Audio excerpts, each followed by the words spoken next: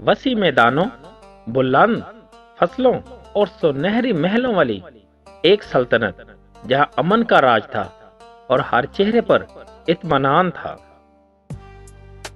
بادشاہ رعایا کے درمیان آ کر ان کے مسائل سنتا۔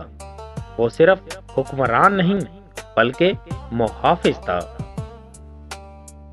اس کے دو بیٹے حارث اور سلیمان جوان، بہادر اور نیک دل تھے۔ وہ شاہی زندگی سے زیادہ عوام کی خدمت میں خوشی محسوس کرتے تھے، لیکن سرحدوں کے پار دشمن اس خوشحالی سے جل رہے تھے۔ ایک صبح جنگ کے نعرے بج اٹھے۔ جنگ طویل اور خوفناک تھی، پورا شہر کانپ اٹھا۔ اسی دوران بادشاہ شدید بیمار ہو گیا۔ آخری سانسوں میں بادشاہ نے عوام کو کبھی تنہا نہ چھوڑا۔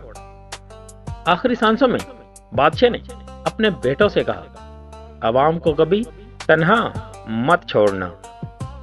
بادشاہ کے انتقال کے بعد سلطنت کمزور ہو گئی۔ دشمنوں نے جھوٹ پھیلا دیا کہ شہزادے بھاگ گئے ہیں۔ شہزادوں نے لڑائی جاری رکھنے کی بجائے عوام کو بچانے کا فیصلہ کیا۔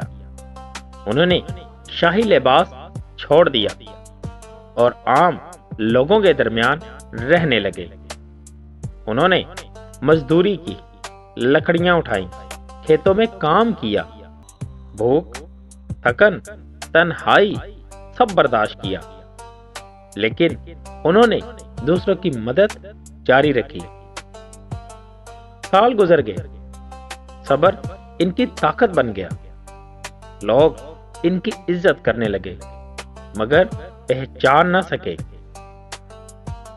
پھر ایک دن دشمن دوبارہ حملہ آور ہوئے۔ شہر پھر سے کانپ اٹھا۔ حارث اور سلیمان آگے بڑھے۔ انہوں نے لوگوں کو اکٹھا کیا۔ جنگ شروع ہوئی اور وہ سب سے آگے لڑے۔ آخرکار دشمن شکست کھا گئے۔ ایک بوڑھے وزیر نے انہیں پہچان لیا۔ لوگوں کو سچ معلوم ہو گیا۔ لوگوں نے کہا، یہی ہمارے سچے حکمران ہیں۔ عوام نے خود نے تخت پر بٹھایا۔ حارث نے کہا، ہم نے تاج کھونے کے بعد حکمرانی سیکھی اور عوام کے ساتھ رہ کر انسانیت سمجھی۔ سلطنت میں امن واپس آ گیا۔ دوستو، اس کہانی سے ہمیں کیا سیکھ ملتی ہے کہ اقتدار خدمت سے ملتا ہے، آزمائش انسان کو اصل بناتی ہے اور سچا لیڈر عوام کے ساتھ جیتا ہے۔